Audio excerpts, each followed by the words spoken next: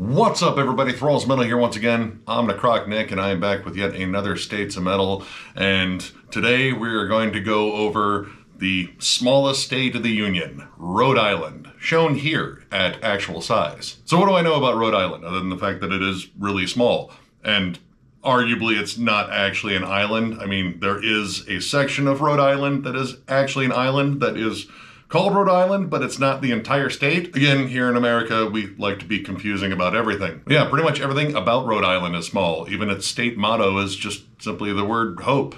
That's all the motto I guess they needed for such a tiny state. It's also known as the Ocean State and Little Rhodey, which is just an adorable nickname. It is the 7th least populous state of the Union, but it is the 2nd most in population density because it's so damn tiny. It's probably like squeezing 10 people inside of a smart car. Historically, it's kind of interesting when it comes down to this country's independence from Britain. It was the first one to renounce the whole British crown and everything, but it was the 13th state overall. It was kind of stubborn about joining the United States when it was formed. I think it kind of wanted to be its own independent nation, to which the rest of the states were like, that's adorable, bless your heart. Or they were like, listen, if you don't want to be forever referred to as Connecticut's discarded foreskin after they circumcised the tip of the state, I just suggest you join. Rhode Island was also the first state to abolish slavery. And while that's absolutely awesome, really cool footnote in history, you still can't buy booze at a supermarket because of the fucking blue laws. It seems like we run into a lot of that in the New England states. There's some interesting like spooky history there too, kind of like Maine.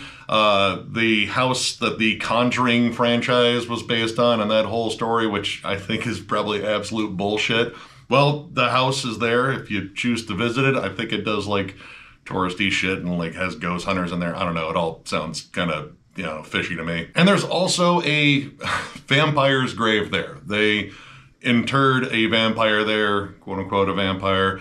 I didn't look much into the story just because, well, I'm pretty much 100% sure that's bullshit too. But hey, it makes for fun, spooky lore and such. Oh yeah, and other spooky things, H.P. Lovecraft, that was where he called home. The Quahog is the state shell of Rhode Island, and yeah, that's exactly where Family Guy got the name of its fictional town. And speaking of cartoon-related stuff, Hasbro is located there, which, I mean, I'll just forever associate with Transformers because I'm a child of the 80s and I still love Transformers. Despite the original animated movie traumatizing me as a child, I will forever be a Transformers fan. And of course, because it's a state, there are really interesting and weird laws.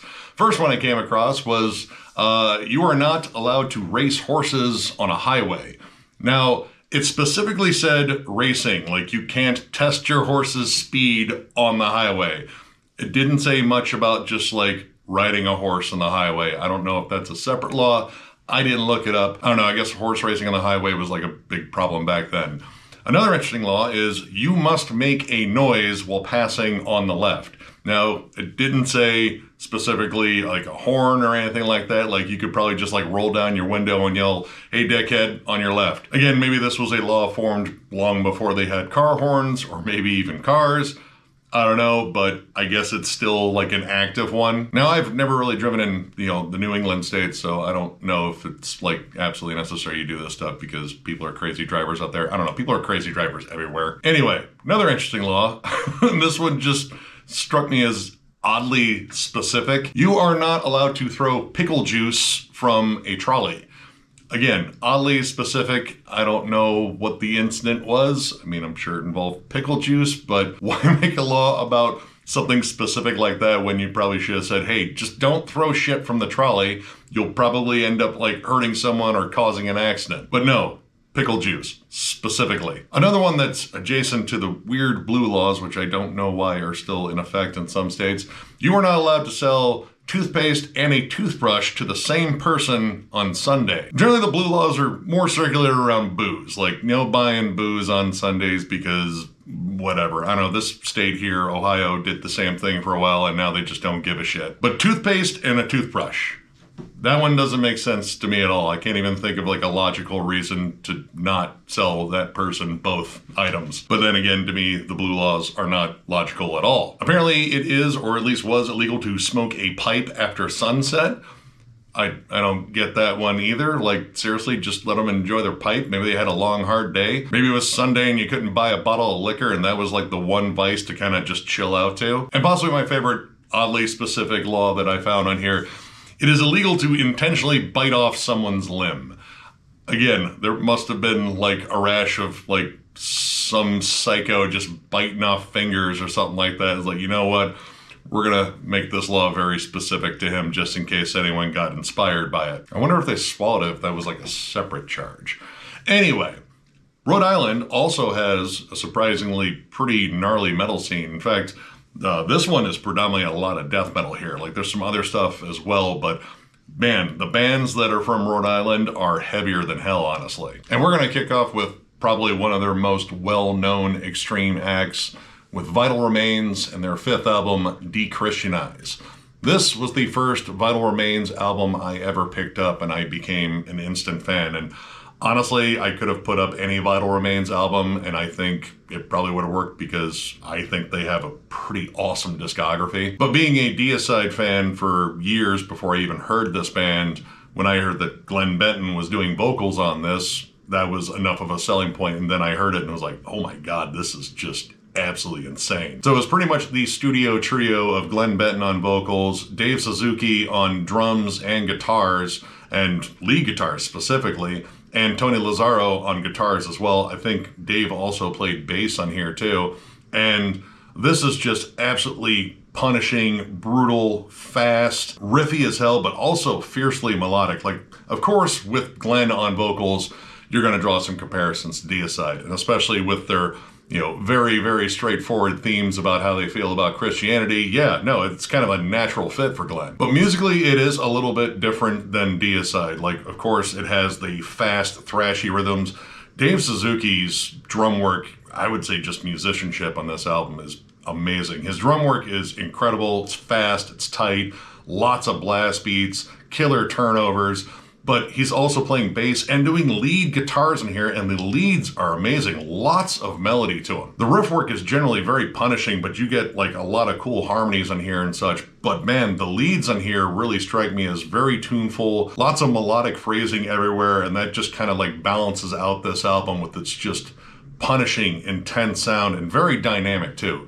This band rarely ever shies away from long songs. In fact, I think all of their albums are pretty damn long, especially the later ones. But within those long songs, there's lots of room for dynamics and really cool shifts, like the closing track, the 10-minute banger, Entwined by Vengeance, just loaded with killer riff changes, good melodic flourishes. Honestly, it's kind of weird. There's some parts of this that kind of remind me a bit of Death Clock, like the Squizgar Squig Elf sort of playing, where it's very neoclassical at times. I know, like a weird comparison, but it's kind of there. If you listen to Death Clock long enough, there's some comparisons you could draw to this band, but of course there's way more comparisons you can draw to much more brutal stuff. Like, I would never call this melodic death metal at all, even though I do think it does have a lot of like melodic character to it. But again, it's balanced out by just some absolutely brutal tracks like Rush of Deliverance, which is just punishing through and through. Almost like Angel Corpse levels of like technical riffing on there. It's less melodic, it's more just flat out vicious, and of course Glenn sounds like a fucking giant monster on it. And despite this being very blast heavy, there's tons of groovy pockets on here. Like, God man, Unleashed Hell, Devoured Elysium, that might be my favorite track on here. I don't know, I'm a big fan of the title track too. This album and this band is amazing, and kind of a rough history too. While Glenn is most definitely still with us, this band has had, I believe, 3 different vocalists sadly pass on over the years. And in terms of the current state of this band, Dave left this band to do another project, which I'm going to get into. And I believe Tony Lazzaro is actually battling a medical condition right now, so I don't know what the future holds for this band, but if you have never jammed Vital Remains, honestly, this is probably the place to start, even though I would say all their albums are awesome. But yeah, check this album out. I would say that this album is bordering on kind of being a classic for death metal at this point, or at least modern death metal, like post-2000s. It's amazing. Check it out. Vital Remains rules. Churchburn, The Awaiting Coffins. This is the debut album from this Providence-based blackened sludge/doom band. Features Dave Suzuki, formerly of Vital Remains, as well as current and former members of Grief and Cruciamentum. Now, I got into this band because my brother-in-law pointed them out to me, and then I noticed that Dave Suzuki was in it. I was like, well, I'm already kind of sold. And this ended up being the first band that I saw at Maryland Death Fest in 2019, my first trip there.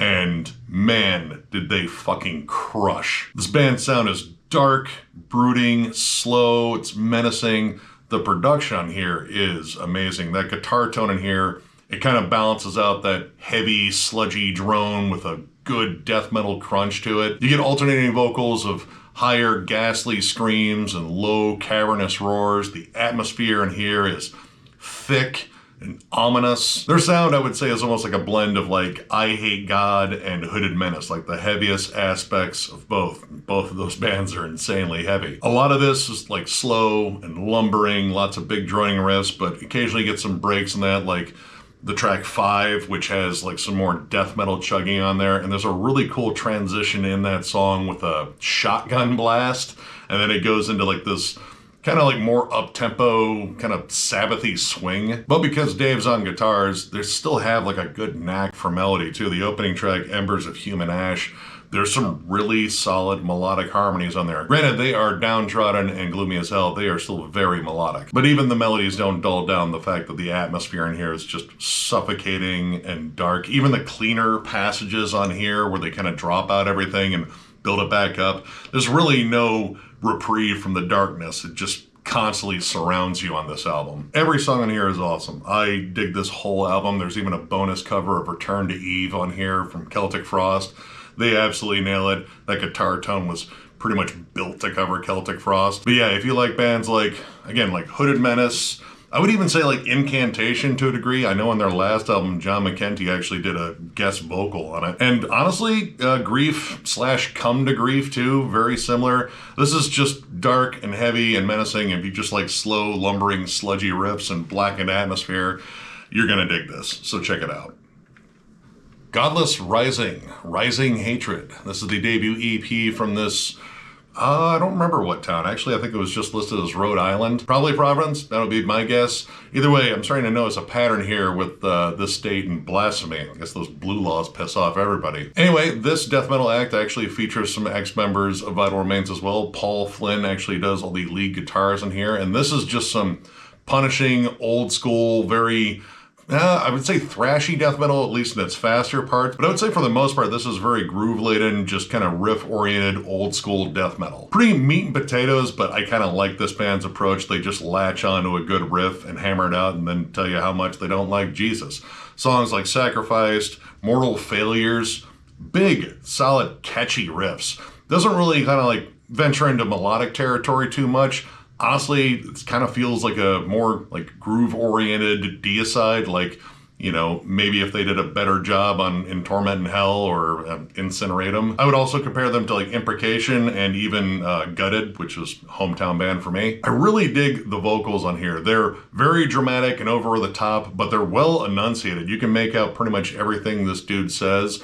And again, while the songwriting isn't necessarily like super flashy where they're doing a lot of like technical stuff, it's very catchy. Devour the Cross in particular, there's like a good syncopated chug on there. It's got a nice sort of like breakdown groove to it. And again, nothing too flashy, but it's well executed. Like this is kind of like, you know, a good checklist for like, you know, what most people kind of go for in death metal, I would say, especially like 90s death metal. You do get a good mix of like, you know, more like sinister riffing and then just like flat out thrashy aggression, like Divine Blasphemy in particular. I really like the thrashier riffs on there. I do think that the choruses get a little repetitive. They're pretty much just kind of yelling out the song title, which, you know, that kind of gets a little boring after a while. And production on here is admittedly a little bit rough. I do feel like the guitars could come up and the bass is sort of like non-existent, but outside of that, I think the music on here is pretty solid. While this may have come out in 2006, everything on here is very much rooted in the 90s.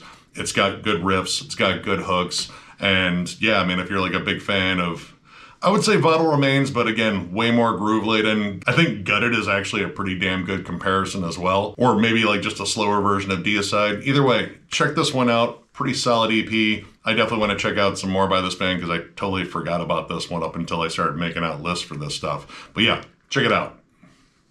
Elder Lore. This is the third album from this then Providence, Rhode Island stoner doom / prog act. All right, there's a couple of like disclaimers on this one.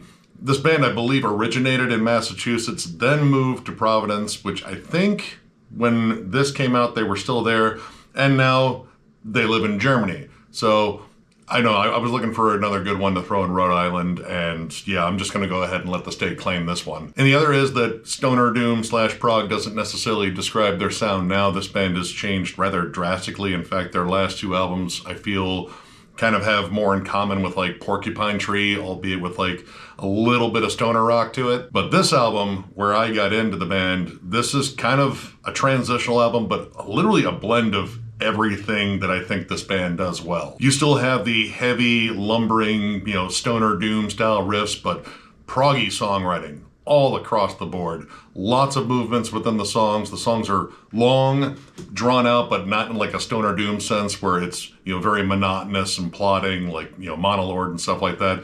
You have lots of clever transitions, very lavish guitar work, amazing drum work, like it's very active. Again, there's not a lot on here that really, kind of has like a fiercely doomy vibe, except for like maybe a couple of breakdowns here and there. The rest of this almost kind of works as like a hybrid between like Mastodon and The Sword. And like with those two bands, when it comes down to like the longer songs, they have this cool quality of sounding both like fun jam sessions where they're just kind of like riffing it out and sort of just like continuously building and having fun, but they also feel methodically crafted to the point where like, again, they have like prog movements within the songs. The riff work and the sort of like looseness of sections really contrasts like the more like planned out transitions and peaks and valleys within the songs. I really wish I could tell you which songs, but this is yet another one that doesn't have the tracks listed on the back and I didn't write them down, but it doesn't matter. This is one of those I would just say, like, just play it from the start and just finish it. The entire album is this wild ride of just killer riffs and fun leads and huge fuzzy tones and, again, just excellent songwriting. While these songs, again, are long, they never feel boring. They're actually quite lively, which is definitely not something most people say about stoner doom. Like, again, it's kind of like down in the dumps and sludgy and fuzzy. And that's generally not something you say about stoner doom. Like, it's, particularly lively. A lot of the time, again, it's like more monotonous and droning. This, man, like they just have fun with like songcraft in general. Now you go back a couple of their albums, their earlier stuff, while they definitely had like some more up-tempo stuff, it didn't quite have that proggy flair. Like it was more straight up stoner doom.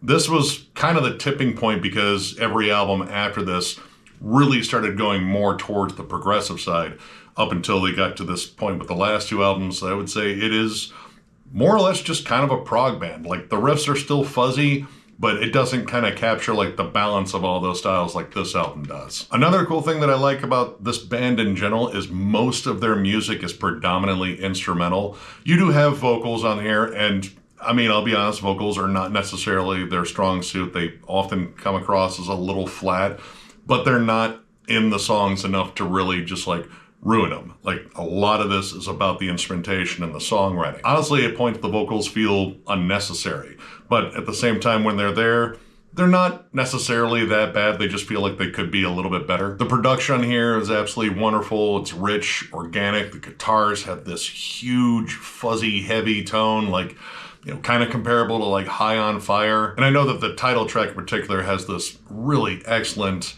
atmospheric break in it. It's actually kind of beautiful and soothing in a way, like being in the eye of a riffy hurricane where everything's just nice and calm for a second. This album is flat out awesome, start to finish. If you are not familiar with this band, this is not a bad place to start, though again, like the later stuff is a lot different, and honestly, the earlier stuff is a little bit different too. But honestly, I think it's all pretty damn good. But yeah, if I was gonna pick one, honestly, it'd be this one. Check it out, jam it, it's a hell of a ride. Pilgrim, Misery Wizard. This is the debut album from this Newport-based doom metal act. I bought this as a blind buy years ago, and I absolutely loved this album. And at least to this point, when it came down to a lot of the doom metal that I listened to, I thought the themes were a little bit different. where, a lot of doom metal is, kind of vaguely bleak and all that. This band had like more of a fantasy theme to it, which I thought was really cool. And they even adopted some really interesting stage names. Their guitarist and vocalist was simply known as The Wizard. You had Count Elric the Soothsayer on bass, and I believe it's Braddock the Thunderer on drums. No costumes as far as I could see, but I mean, they at least had the killer names. But even if you remove that fantasy element, you would have just some absolutely suffocatingly downtrodden, miserable, slow doom metal. My God, this album moves about at the pace of like, a snail in cold weather. The drums are slow and plodding. The riffs are just ungodly heavy. The guitar and bass combine for a sonic wall of misery that just collapses on you. Everything about this is just downtrodden and, I mean, perfectly doomy. Kind of similar to Pallbearer in a lot of senses, though at least with this band's lyrics, there's a disconnect because they're fantasy themed, whereas with Pallbearer's lyrics, I can't read them while listening to the band because they are just way too on the nose about specific depression that I think everyone gets, and you kind of get sucked up in it. I would also say this is very comparable to Sleep and Reverend Bazaar in particular, especially the pace of this. Again, slow, lumbering, lots of like elongated builds and swells of energy. Or maybe in this case, the removal of energy as there's these big slowdowns on here, like Quest, Forsaken Man, Masters of the Sky. For a fantasy-themed band, I feel like every member on this quest that this band was on had just ended in failure and misery and poverty and all of the bad things. There's no triumph to be found here. I think Adventurer might be the only song in here where it shows like a little bit more like urgency, where it kind of picks up the pace. It's kind of a Sabbath swing sort of thing. It kind of goes from that, frozen snail pace to moving at the brisk pace of a 95-year-old man on crutches. But in terms of like doom metal and this kind of doom metal, that's kind of a compliment. I love the slow, labored pace of this. I love the atmospheric droning in here. The production here is bordering on perfect. Even when they kind of dial back the sonic heaviness and get in kind of like a meditative jam, like Forsaken Man, there's almost like a seance, like little drum and bass section on there that's just particularly haunting. And then of course you have these big woeful vocals on top of a lot of these riffs that just again capture all of the misery and hold it in a dungeon for our intrepid adventurers to not rescue and fail at, because again, doom, bleakness, no triumph. Now, sadly, this band was short-lived. They put out a second album, which I thought was pretty solid, and then sadly, their frontman, guitarist, bassist, The Wizard, I don't know his actual name, but he ended up passing for undisclosed reasons. I don't know, it was very sudden, and that was pretty much it for the band. But I strongly recommend this album, and honestly, I recommend the follow-up too. I think that one's also really good. Again, if you're a big fan of just soul-crushing doom in the form of like Pallbearer, Reverend Bazaar, I would even throw in some funeral doom bands there too, like Esoteric. Check this out. This is an absolutely killer album. Thy Will Be Done in Ancient of Days. I've always been kind of confused by that album title. It just doesn't roll off the tongue very well. Anyway, this is the second album from this Providence-based metalcore, groove metal, death metal kind of hybrid. This is one of those bands you could kind of throw in that whole like new wave of US heavy metal sort of movement that was going on in the 2000s, like Lamb of God, Chimera, Shadows Fall, God Forbid, like bands like that. I actually saw this band years ago here in Toledo. They were on tour with, I believe, Devil Driver and Amir. I really wish I remembered more about that set, because the main thing that I remember about that show were Amir's dipshit fans starting fights with people. Anyway, this band's sound, again, it's kind of a blend of different things. Like you have songs that are definitely like a little bit more geared towards like metalcore and groove metal, like, again, very Lamb of God-ish, but you also have songs that are a little bit more leaning towards like death metal and even thrash metal in here. Like you could say like this band is almost like a blend of like Jungle Rot's sort of like meat and potatoes, death metal, and I would say like Unearthed. Songs like And Fire Will Fall, Ex Morta Vita, Machineries of Debt, Rebel or Regret, and the Subversion of Sleep a lot of thrash metal riffs in there, like lots of like machine gun riffing, very thrashy leads too. This band, you know, unlike a lot of metalcore bands that seem like, you know, like leads were kind of secondary, like occasionally you would get them. These guys loved lead play, and the lead play in here is great. Like lots of melody, lots of cool phrasing. You can get some crowbarish harmonies on Subversion of the Sleep. But again, like all of that kind of like blended in with like old school metallic hardcore too. So you get stuff that kind of sounds like Earth Crisis and Hatebreed. You even have gang vocals and like hefty syncopated breakdowns, but that'll go into like bull thrower style double time grooves. And all in all, I think it kind of works too. Like all the songs are very energetic. There's lots of cool transitions in them. I do think the vocals can be a little monotone at times. Like it's kind of like one standard delivery. Eyes for the Blind kind of breaks up with some cleaner vocals, which I thought it was a guest appearance by Jamie Josta, but I guess it wasn't. And there's even a part in there that has like a spoken word that it's almost kind of like, I don't know, Phil Anselmo-ish or like Randy Blythe, where they're just kind of muttering something ominous to add a little bit of atmosphere. But I guess neither of those guys were on here either. It had been a while since I had jammed this album, and honestly, with like the resurgence of like, you know, old school metallic hardcore, this kind of, you know, sounds a little bit more fresh now. At times I kind of wish it was a little bit more uniform, like it either kind of stuck with like the metallic hardcore or kind of just went full bore death metal, or I mean, even like melodic death metal. Like there's definitely some mellow death that's kind of peppered in there too. But all in all, I think all of it is executed pretty damn well. And apparently they put out an album like last year, so I kind of want to go check that out and see what they sound like now. But yeah, if you're a big fan of, again, like such a blend of bands, like again, like Unearth, Earth Crisis, there's some Hatebreed stuff, there's some Lamb of God and like God Forbid sort of stuff in here too. Check this out. Pretty solid album.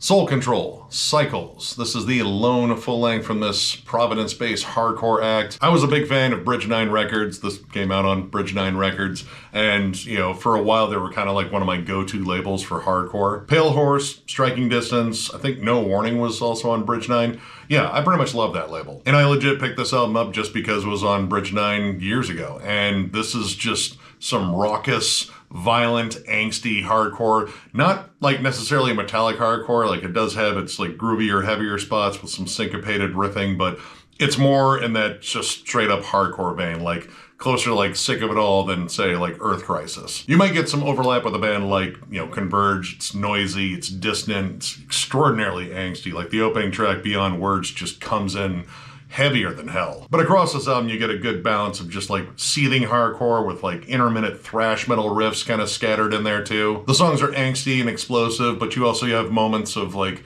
more introspection, like Silent Reality is decidedly more somber and melancholic, but it does eventually kind of find the inner rage and explode a little bit. And while it is more rooted in like just straight up hardcore punk in terms of like the overall style, there's a lot of intricacy in the riffs too. Like it's, you know, clever. There's more than just, you know, your standard 4 chords and then like just a syncopated breakdown. They kind of have a little bit of that propaganda flair where they will mix in a lot of like different cool accents and riffs. And again, even venture into more metallic territory, though keeping it very rooted in hardcore. You even get some flat out catchy moments too. Like Playing Coward is almost kind of single-ish, like it's got a more major chord driven sort of like hook to it. It's a little bit more anthemic. Like it doesn't come across as like, you know, rage inducing. It's more or less like kind of like the anthem to get everyone's like fist pumping, and you know, you could still throw a chair to it. But that kind of works to this album's benefit where it doesn't feel like kind of like a one note thing where it's just one angsty song after the other. There's a little bit of a balance here.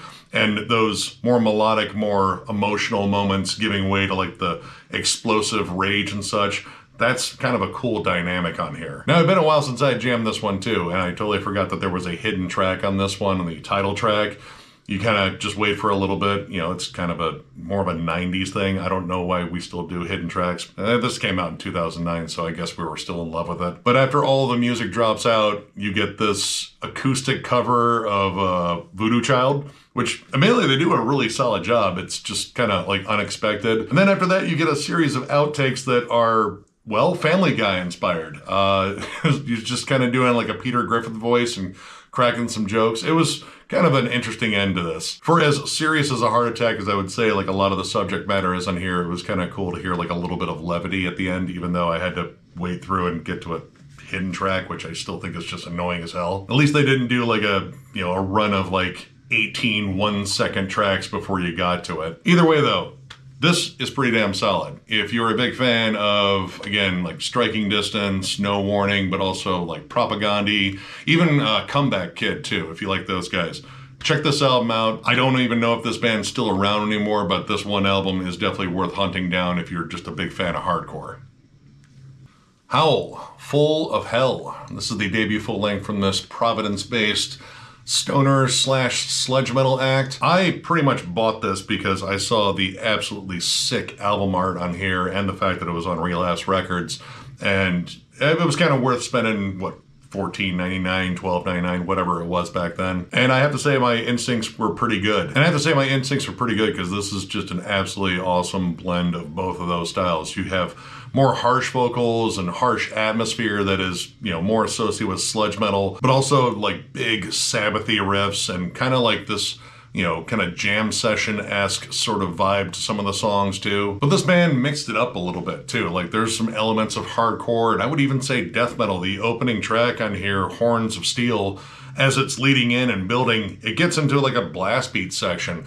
And some of the structure of the songs and just like the vibe of it, it kind of reminded me a lot more of like, you know, Burnt by the Sun, except in like a more stoner metal fashion. This also is kind of similar to like early Mastodon, early Baroness, High on Fire, but there's also like some slight hardcore tinge to it, especially in the vocals, like just the way they're delivered. It's more of something you would expect to hear in, well, a band like Soul Control, I guess. And I really like the production on here. There's like a couple of things that really stood out to me, namely the guitar tone. The guitar tone has this sort of like warm twanginess to it. It's just sort of like interesting sounding, especially when they get down to like some cleaner tones on there. You can kind of hear that almost like Telecaster-esque sort of twang to it. And the fact that the vocals are pushed back in the mix, it kind of works with this because it really lets the music kind of just like take over. The vocals, I think, are good, but they're not like, you know, the big standout thing in here. The big standout thing in here is the riffs. You Jackals Beware, Gods and Broken Men, Parish of the Obscene, and The Day of Rest, the big 10-minute closer. Monster-sized riffs, great harmonies, great transitions. I really like the fluid drum work on here too. And great dynamics too in terms of the songwriting. Like you have really good standout moments. Gods and Broken Men has a really nasty sludge breakdown on there, which really stands out as like one of the darker moments on here. And there's some excellent tension building in the song Heavenless too. Like there's this drum and riff build up that really kind of like swells up the energy. And that song stands out for being like a little bit more melodic too, because a lot of this is just heavy and dark. Best way I could probably describe it is when it comes down to its most aggressive points, the sludge metal really takes over, but all the riffs feel just really oriented with stoner metal too. It's a great blend of all these things, and this band has been kind of MIA for a while. In fact, their last album came out in 2013, so I don't even know if they're around anymore. They are still listed as active on the archives, but I have heard absolutely nothing from this band's camp in a while, and I would really like to hear more because this was another one I hadn't revisited in a while, and like, yeah, I kind of miss this band. So yeah, if you're a big fan of, I would say like High on Fire, early Mastodon, early Baroness, stuff like that, check out this album and then check out the rest of their stuff. Their first EP is absolutely awesome, and the follow-up to this was really good too. And yeah, here's to hoping they actually resurface again, because I definitely want to hear more from these guys now. Witch King, Voice of the Ossuary. This is the lone full length from this Warwick-based blackened death metal / I don't know, maybe war metal? I don't know. This might be possibly the heaviest album on this entire list. While I am going to go into more detail, I will open this by saying that this album has the energy of a rabid, vicious dog shaking the mangled carcass of a toddler in its teeth. This is just flat out suffocating and intense from start to finish. Very comparable to bands like Titan Blood, Black Curse, at points Incantation, maybe even Fallen Christ. It's caustic, it is apocalyptic, it is relentless, and the production on it is pretty bad. I'm just not really a fan of it. It's very compressed. The guitars have this just insanely heavy but very indistinct sound, but it kind of works with the vibe of this album, which is just a relentless beatdown. Blast beats, swirling, destructive riffs, demonic vocals. The atmosphere of this album is like audio sandpaper, but in kind of a good way. It definitely is a blend of like death metal and black metal. There are points in here where I would say it might lean a little bit more towards black metal. The title track definitely has a more black metal side to it, but there's even moments on here where it almost like shifts into like grindcore-ish territory where it's just, you know, like more menacing, almost kind of like punky chords, but then it shifts into those apocalyptic tremolos that you would associate with like incantation. It is like broken up periodically by like moments of groove, but like most of it is kind of like a static blast beat. But occasionally they really get into some like absolutely nasty riffs. Howling Beyond the Veil on here might be like my big standout, not only because it kind of breaks up all the blasts and such, but it also delivers some flat out just gnarly savage riffs that are a little bit more catchy, but they don't like kind of like, you know, remove any of the just visceral energy at all. Like this is still played at Mach 10. This is still just disgustingly heavy throughout. I would not call this like a starter death metal band at all. Like this is like one of those more advanced ones after you've listened to some like truly disgustingly heavy stuff.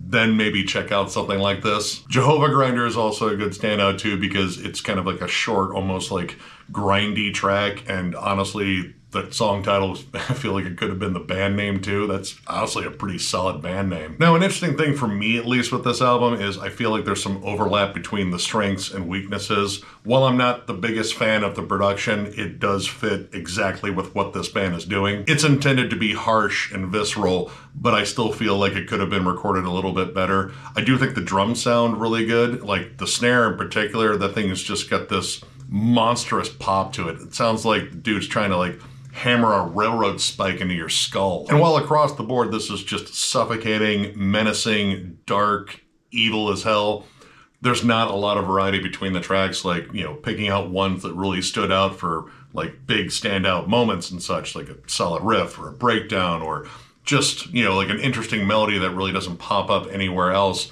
Those moments are kind of few and far between. But as a relentless, punishing listen that does not take a breath to even like kind of like recuperate, it just keeps going, I kind of find it a little bit impressive. So yeah, if you want something that is just suffocating and done at a blistering pace, strongly recommend checking this out. Again, fans of Titan Blood, Triumvir Foul, Black Curse, maybe Mitochondrion, albeit way more raw and like less technical, I would say. Check this album out. It is absolutely just punishing as hell.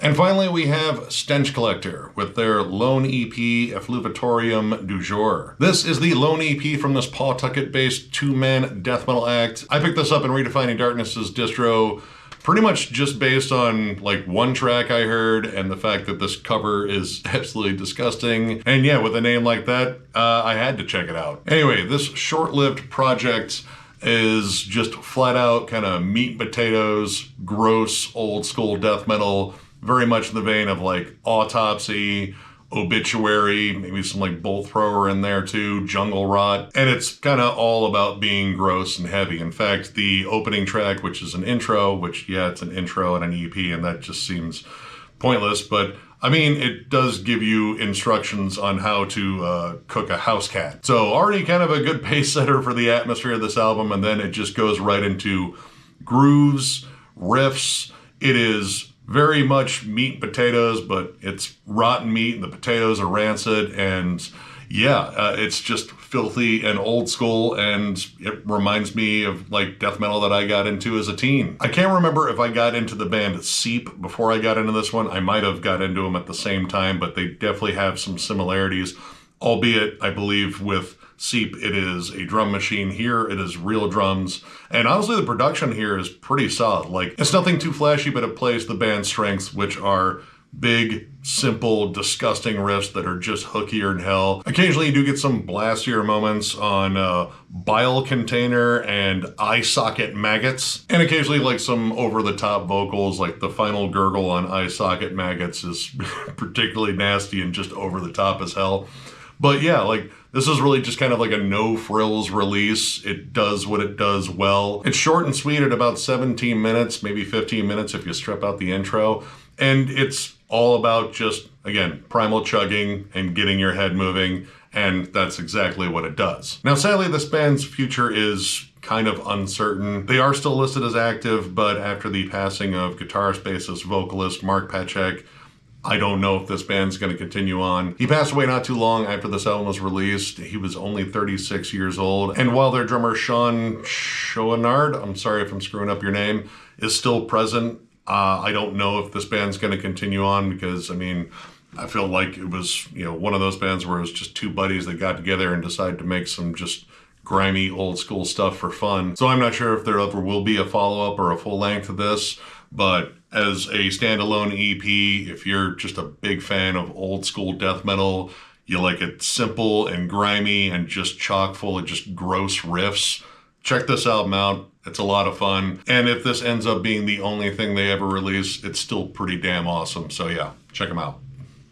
And that does it for Rhode Island. I am currently working on getting another one together for another state. I'm also going to get back to doing collection updates too, as I've actually amassed enough albums to do some collection updates. But when it comes down to some of the future states of metal, I am going to actually start centering around Ohio's neighbors a little bit more too. Just because I want to cover some more Midwest metal, because I really feel like there's a lot of killer stuff coming out now, plus, you know, a rich history of awesome releases too. So if you enjoyed this video, give it a thumbs up. And if you are new to the channel, subscribe, because we do stuff like this all the time. We also have memberships. They're only 99 cents, and we do a members only live stream as our lone perk. We are trying to get, you know, something together for one of those here soon. We've been trying to like juggle time to kind of get this Motley Crue ranking done, because believe me, I think all of us want to be done with it. But I'll put up a message in the community pretty much to our members as to what we could talk about, whether it's a just straight up hang or we actually talk about a subject or something like that. But this is the new way to support the channel. We also still have our store with our shirts and hats.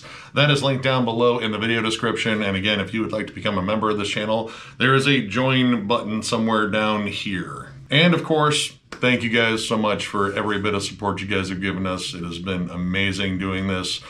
Coming into 2025 with, you know, 20,000 subscribers, it's pretty damn awesome. And we could not have done that without you guys. Tons of content coming your way. We're going to try to get some more retro reviews done, and then eventually new releases are going to start picking up as well. We also have some discussion pieces we're working on too. We just got to find time to shoot them. But yeah, tons of content coming your way. So one more big thank you, because you guys are absolutely awesome, and we will catch you later.